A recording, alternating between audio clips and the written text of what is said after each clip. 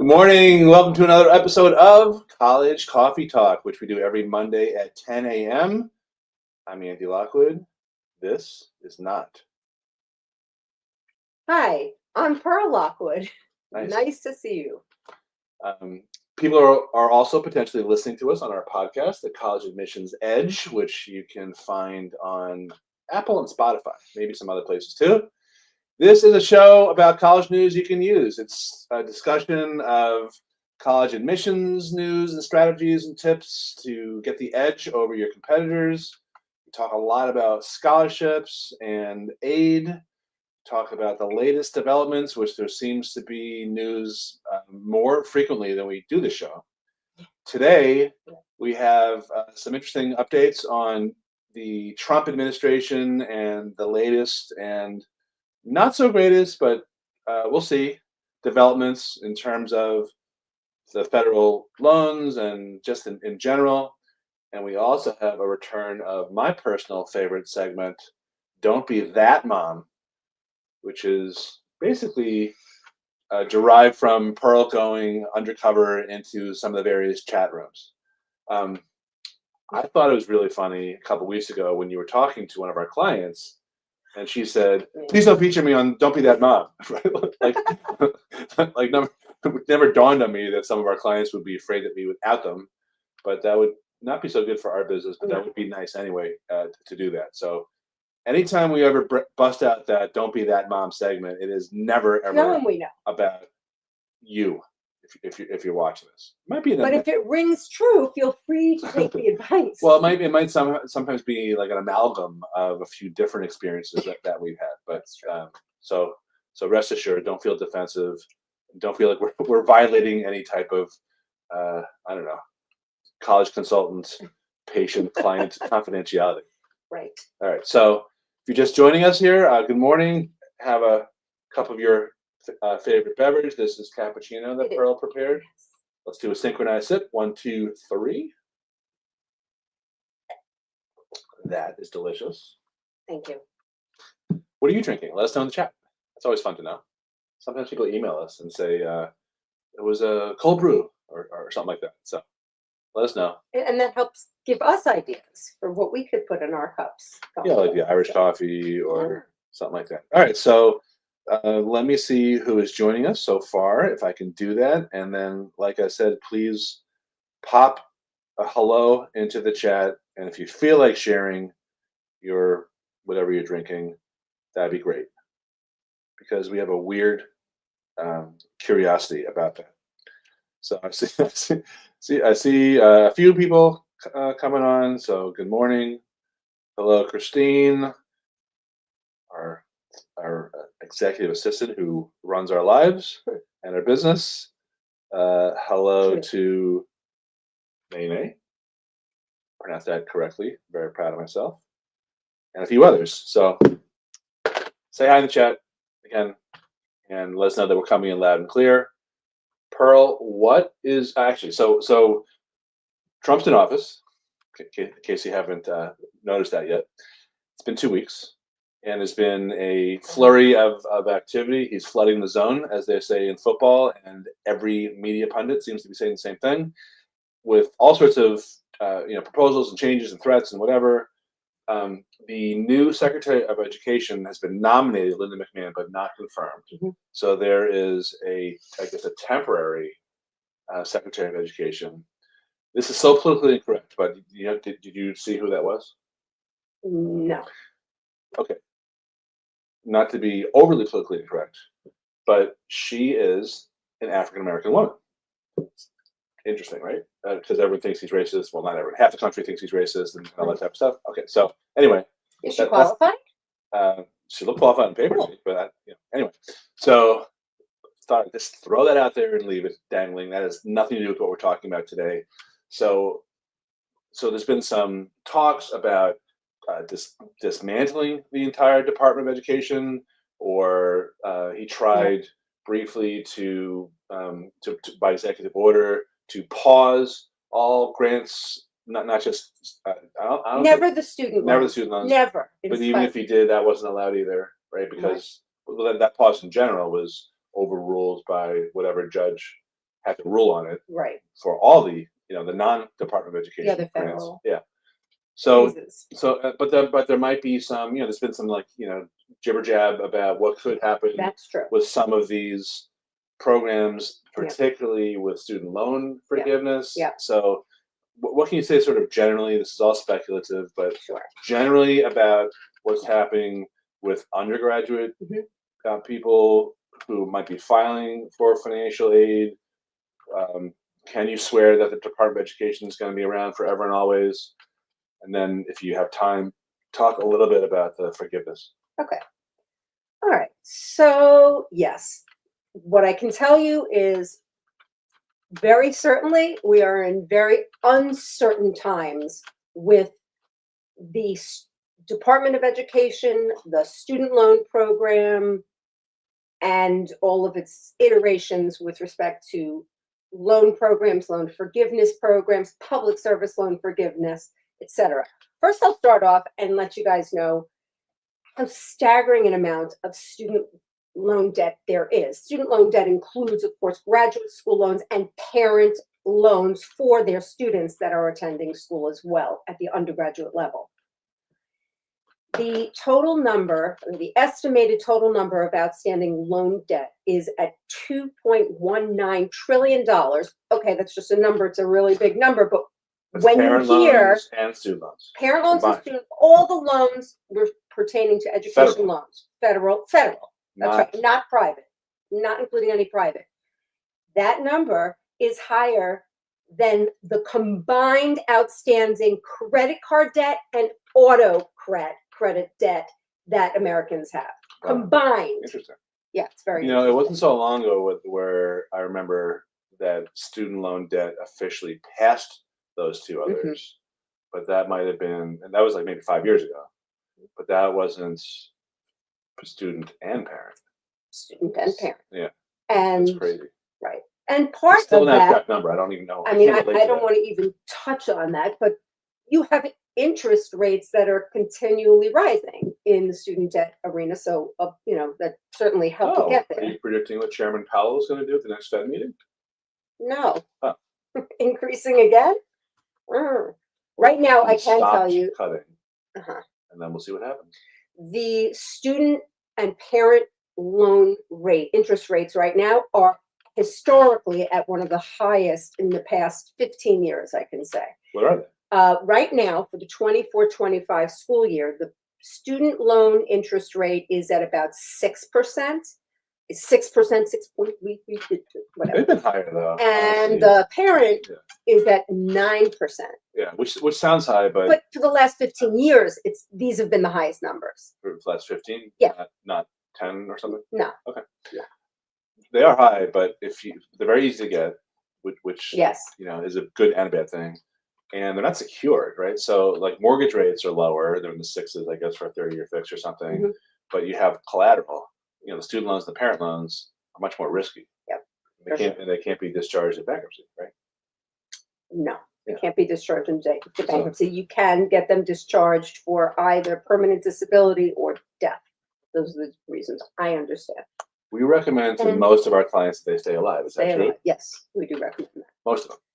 Okay, so under the Biden administration, there had been many, many attempts to reduce or forgive the student debt, but massive amounts and massive grandly sweeping forgiveness plans, etc. But in the end, they really had little impact that they had hoped for. Most of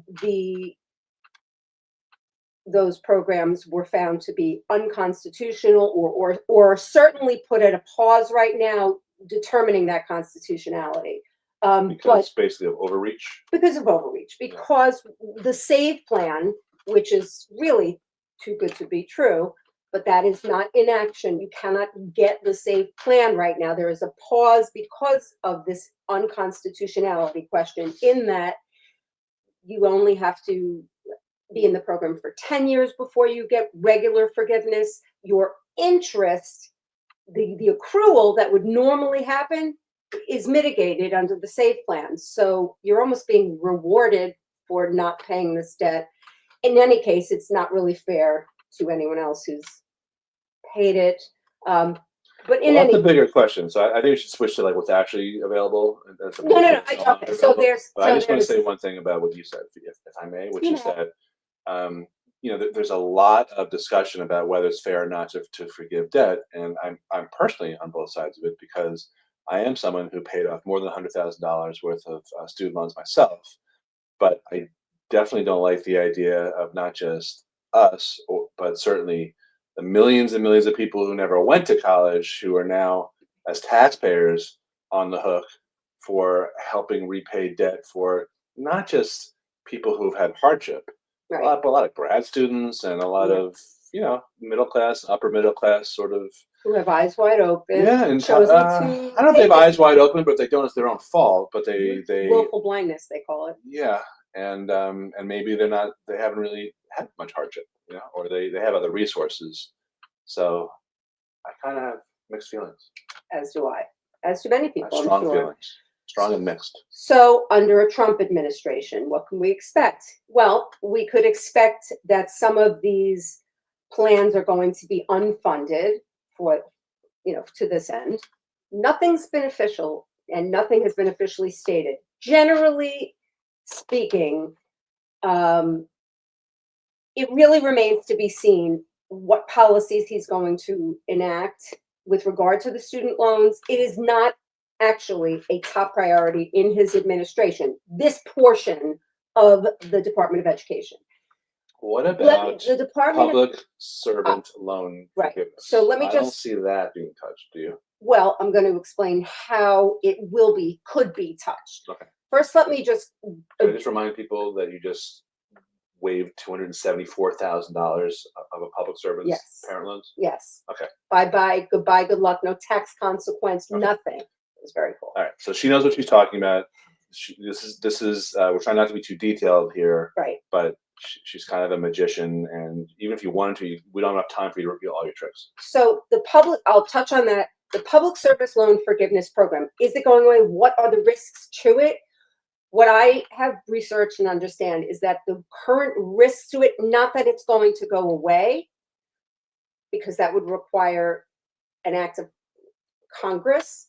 I thought the but president could do that. They're going to limit, perhaps, the eligibility. In other words, right now, the public servant who is eligible can include, besides just someone who works for the government, someone who works for a school, a not-for-profit organization, but then there are people Like who hospitals, exactly. Many hospitals are non-for-profit, so you've Right. got some very highly compensated Exactly. doctors qualifying for public service loan forgiveness, which is good news for doctors. Or it could even be more tangential, like you have an independent contracted, well, it's not an independent contractor, they have to be an employee of that hospital, but it could be something that has to do with like the building structure, like something that has nothing to do with the charitable purpose of the institution, that job, but that person is currently eligible because their paycheck says that hospital's name on it.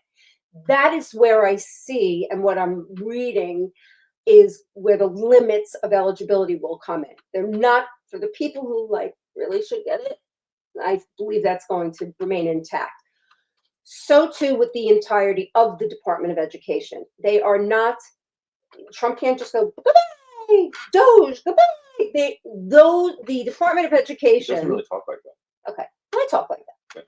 The Department of Education, in order for it to be completely disbanded, and frankly, okay, I won't get ahead of myself, there would be a requirement of Congress to act entirely to change it. So some things, the reason why some things are really, really vulnerable and some things are not, there are some parts of what's happens at the Department of Education that are much more legally secure because they've been enacted by Congress, et cetera. And then there are executive orders that are much more vulnerable now, like a lot of the income-based repayment plans, the expanded public service loan forgiveness plans.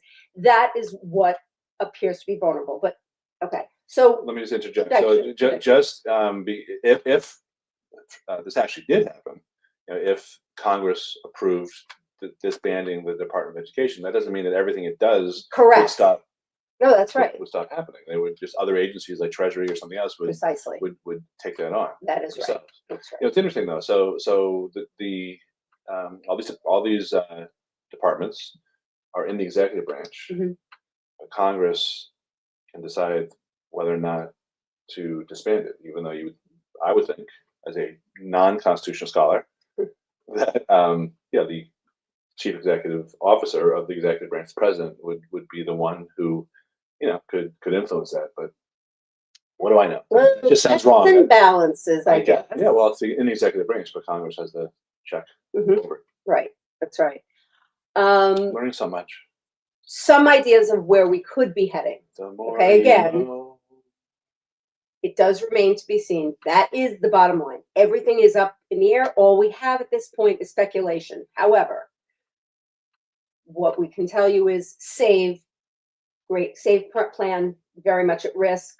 You cannot even elect into it at this moment. It's not available. Again, I had stated public service loan forgiveness is at risk of reducing those who will be eligible. Categories.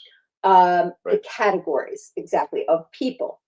We don't know. We'll see. We don't know, and maybe they're not.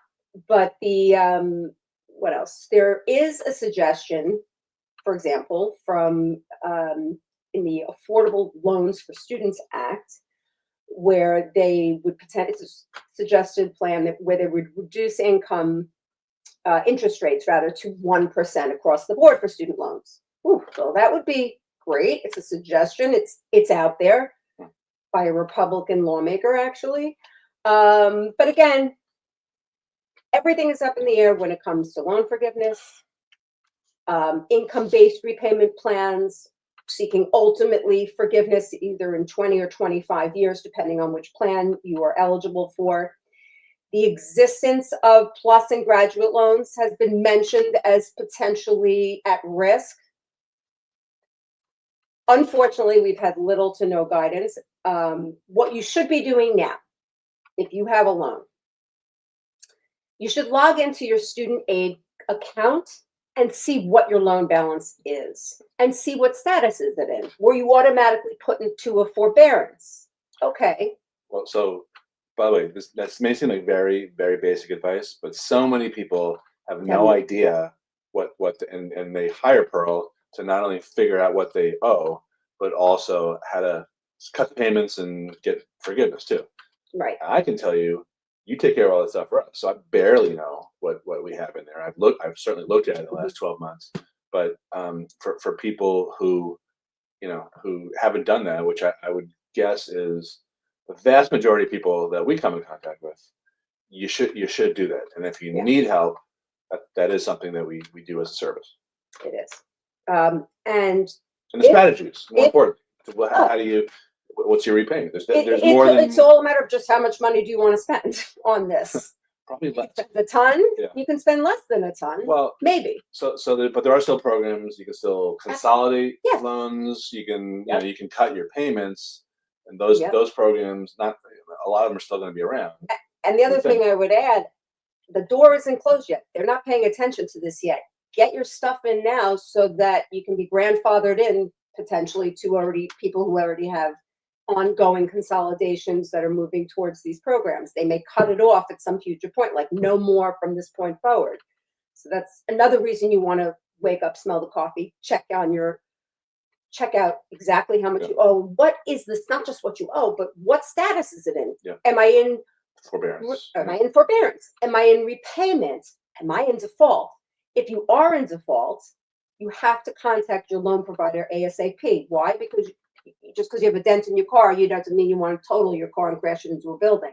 So you want to mitigate any more financial upheaval if you are currently in default. That's different than forbearance. Anybody who had been entered into the SAVE plan right now, because it is not viable, has been entered into a forbearance because that is not viable. You're not being charged interest, but that is the current state. So since I don't believe SAVE is going to survive, there is going to be something you're going to have to do ultimately with your loan. So if you're in forbearance, save your money. Don't treat it as a holiday. You're going to have to pay at some point. So since you are being relieved of the duty of paying, now try to save it. Easier said than done. Me too. A few good mornings to Lorraine, and it says 4 other people. I saw Pat was with us, and Nene informed us she's having hazelnut coffee. Interesting. Mm, You're a fan of I hazelnut. am. I am not. No. That's just what makes the world go round. Yeah. So when you keep mentioning SAVE Mhm. as a program, what is that? Okay, That's a so standard. Is that yet another acronym? it is. It is. It's an acronym. It is right now, but again, it's not going to be viable. It's not viable currently, but it exists. If you went on to the student loan repayment options on the student loan site, if you clicked onto repayment options, in it, there are several. There is the one that everybody goes into if they borrowed at all and haven't touched the account, is called the standard repayment plan. And under the standard repayment plan, whatever it is based on your loan balance, I will keep it short, it's just important. Your repayment is based on your loan balance. And you're going to be paying a fixed amount for 10 years based on that loan balance. After the 10 years, you are finished paying your loan. Goodbye, good luck. That's the SAVE program. That's What's the SAVE program? I'm getting to that. Oh. So that is just a standard repayment plan. Then there are a series of income-based repayment plans that have nothing to do with what your loan balance is. And in that scenario, you would have to have consolidated your loans because there are prerequisites to what qualifies you to even enter into an income-based repayment plan. One of those such income-based repayment plan, the one currently that exists, not for long, with the best terms for the borrower is the SAVE plan, which is an accurate, like, save on a valuable education. That is what it is. Because Catchy. under that scenario, unlike the other income-based repayment plans, and those are called, just to give you some other names you may hear, repay and pay, PAYE. It's so confusing. New IBR standing for income-based repayment plans. And yeah, they're all not irritable bowel. That Department of Education, they really like those acronyms, you know what I'm saying? I think Doge needs to do an acronym cut. I agree. Exactly. We should create a Department of Acronym Efficiency. So under the SAVE or IBR or pay or repay, all of those plans, income-based repayment plans, that's where they fall under, are based on the borrower's income each year. So every year your income gets certified, and then a percentage of your income, and that's the differences between the few plans, SAVE having, the most benefits, a percentage of your income is calculated because every year your income gets recertified. The IRS, you're giving permission for the IRS to send your actual tax information over every year to the Department of Education to verify and certify your income, and your repayments for that next year, this is true of all the income base, will be determined based on a percentage of your income, not the loan balance. That's the big difference. So you can have a very high balance because you have a lot of kids and a lot of private schools and a big loan balance, but if your income is low, or you're about to retire, so your income is about to be low, right, will drop. You can see low to no payments and yet still be considered properly making payments, because if according to those calculations it's a low payment. And then as long as you're in the plan making the payments as certified year after year each month, after your loan term, so under SAVE it's 10 years, under the other plans it's 20 or 25 years depending on when the loan was obtained. And then after that term, that you've successfully completed all the payments based each year, you are forgiven the balance of what you then owe, including all accrued interest.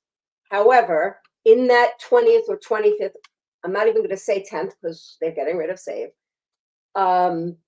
You will also incur a tax liability in that year of forgiveness on the forgiven amount. But So it's like income. exactly. Not having to repay is the same as earning income. So go ahead. Well, I was just going to say, I wanted to wrap up because Sure. I want to get to Don't Be That Mom. Mm. One of the other things that I wanted to mention here is that another thing that can affect your ability to qualify is your tax status, whether you're filing married That's or right. separately. And that's another thing that Pearl is an expert on in order to qualify clients of hers to be able to save. It's not everyone will save $342,000.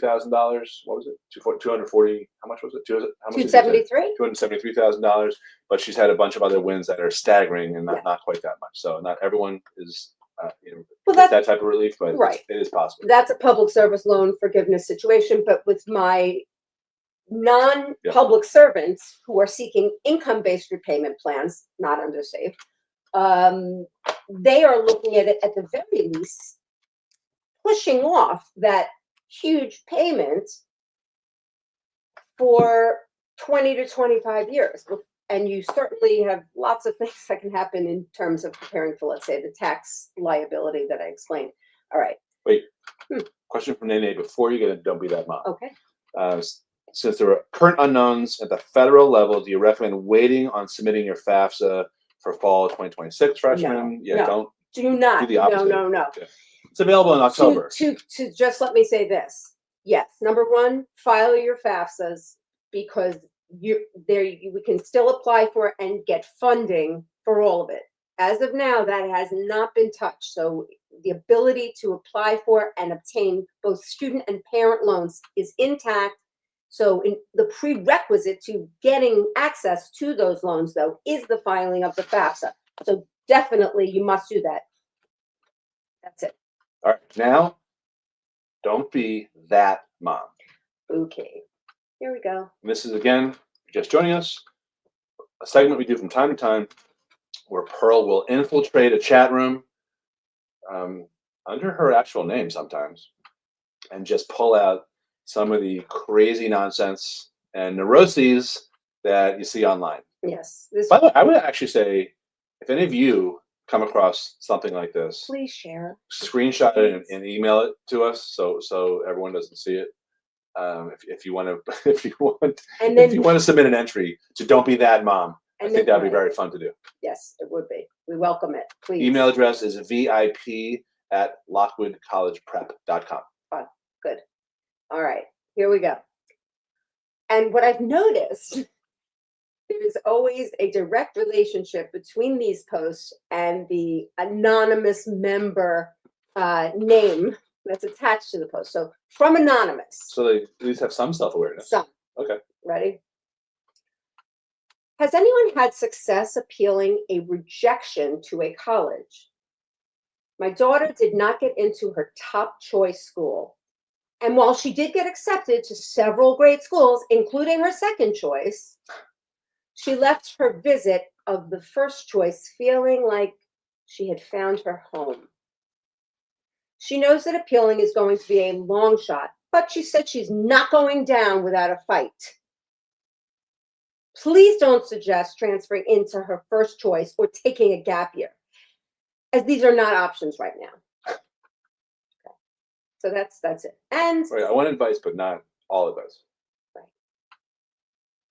So some of the audience, her audience, responded like this, and definitely I think I agree with a lot of this. I would help her move on, especially if the school deferred people or offers a wait list. Like, you're below that. It's not likely. You're going to have to jump off that lily pad and go to this lily pad.